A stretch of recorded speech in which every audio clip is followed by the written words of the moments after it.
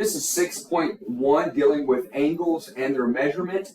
The study of trigonometry involves measurements of triangles and angles. You've done this study before. You should be somewhat familiar, but it's used every day. Even if you don't see it as a student, you may not see it, but it's involved with construction, criminology, astronomy, architecture, navigation, sound waves, light rays, music, and other areas too. So the angles and measurements are used all the time in a lot of areas. So people that do this for a living, they use it on their job site and in their offices all the time.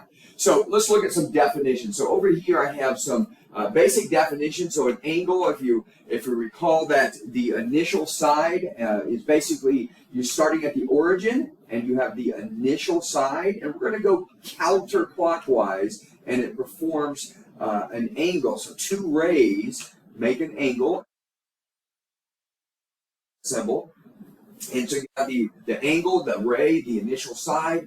The terminal side is the ray where it stops at. So the initial side is what's on the x-axis, and then you start going to however big the angle is, and that's the terminal or the ending side. And that's called standard position. So we're always going to use standard position starting at the origin.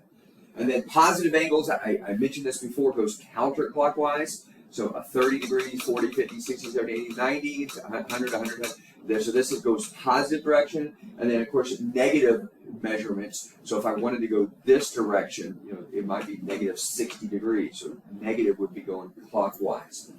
And then coterminal angles. So the definition of coterminal angles are angles that have the same initial and terminal sides. So let me use this as an illustration. So let's say that this is 15 degrees. 15 degrees is not that big, but let's just say that's 15 degrees. And notice that the initial side starts here, and then I'm going, it's standard position, and I go up to 15 degrees. Now, if I kept going all the way around again, so remember, a circle has 360 degrees in it.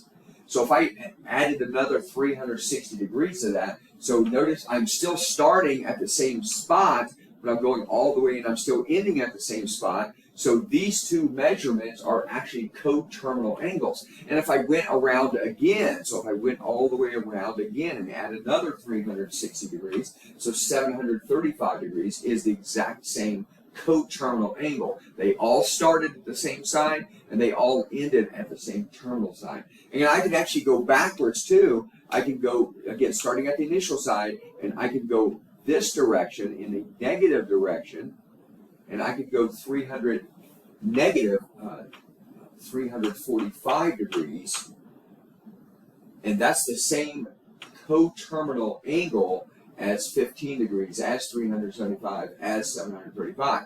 Again, by definition, it starts at the same initial side and then ends at the same terminal side.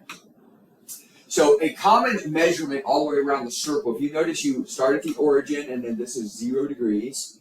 And the most common, we can count by 1 degree, 2 degrees, 3 degrees, but the most common measurements are the ones that you see here, 30 degrees, 45, 60, 90. And then it just keeps adding the same thing. It adds 30 more, adds 15 more, adds 15 more, and then 30 more. 30, 15, 15, 30, and so you all the way around the circle back until you get to 360 degrees in one circle.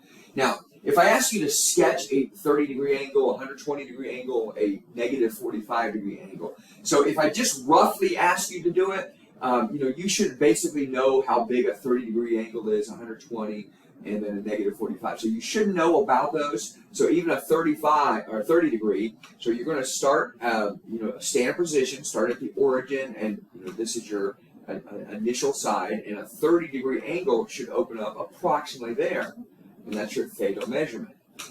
Now, the way to actually get an accurate measurement, though, if you grabbed it like a protractor. So some of you may remember how to use this, or maybe you've never used it before. But you're going to move the center of the protractor and line that up. Notice that it's lined up with my initial side, and the origin is at the crosshairs of my angle. And if you notice, I'm just a slight bit off, 30 degrees. By the way, a protractor, if you notice there's a bunch of numbers everywhere, we always start at the initial side, so we're going to use the inside track numbers. So notice this from here to here would be 10 degrees, from 0 to here is 10 degrees, because we're using the inside track numbers, then 20, then 30 degrees. So literally around right here, and then if I move the protractor, so literally from here to, I move that. I didn't mean to move the whole angle, but so from here to here is really 30 degrees. So I was a little bit off. So if you wanted to use the exact measurements, you can use the protractor, use the inside track numbers to be able to do this. And you just line that up. You know, move this, line it up with the initial side, and even the 120 degrees. You're going to go, again, here's your starting at 0, and you're going to go all the way around until you get the inside track numbers till 120. Okay, and so from here to there is 120. And again, negative 45 means you're going to go negative in the negative direction. So, you know, let's say it's there, and you're going to go 45 degrees down. Okay, so again, I'm sketching the angles. And again, if you wanted accuracy, you can use the protractor. All right, so if I wanted to find coterminal angles, so well, again, a coterminal angle is like if I had 390 degrees. You don't have to draw it. I could ask you to draw it as well. So this is the initial side. I'm going to go 390 degrees. So again, you're going to go counterclockwise all the way around, and that's 360 degrees. And I still have 30 more degrees to go. So if I wanted to draw this at a 30-degree angle, which is also 390, they're the same coterminal angles, the exact same measurement. So find coterminal angle. So I literally, that's the same as a 30-degree. Or I could go, all I did is basically I subtracted 360, or I can add 360. So, you know, you go completely around the circle, and that's how you're going to find coterminal angles. And you can keep listing them, you know, add 360, I got the 390. You can add 360 more and get a certain measurement. Add 360 more. Or subtract 360, subtract 360, subtract 360. And you would have negative measurements, but it starts at the same spot and it ends at the same spot. So the same thing with 135. So you're going to take 135, and notice all I did is I started adding 360 to it. I added 360 to it. I can keep adding 360 if I ask for 3 coterminal angles. Or I could subtract 360 and subtract another 360. These all start at the same side, the initial side, and then you draw a 135-degree angle, but I can also go all the way around the circle again, all the way around the circle again, or go backwards, negative 225 degrees, and that's the exact same measurement, coterminal angle, as 135. And the same thing with negative 120. I add 360 to it. I add 360 to it. And that's how you find coterminal angles. So 2 definitions that you should be familiar with are supplementary and complementary angles. So complementary angles are 2 angles that adding together be 90, and supplementary angles are 2 angles that adding together be 180 degrees. So here it says find the complement. So I know there's 2 angles that add together to be 90. I know one of them is 72 degrees. So you basically have to find the other one, which happens to be 18 degrees. Again, they have to be 90 degrees. That's the definition of complement. Supplement has to add together to be 180. So you're going to basically, you have a straight angle, 180 degrees. It's a half circle. And the supplement of 148. So if I drew 148 degrees, that's a 148-degree angle from there to there. From here. Basically, you want to know what the supplement of that is, and then you just take 180 minus this, okay? Because you want to find out what that supplement, the 2 angles add together to be that. So that would be 32 degrees.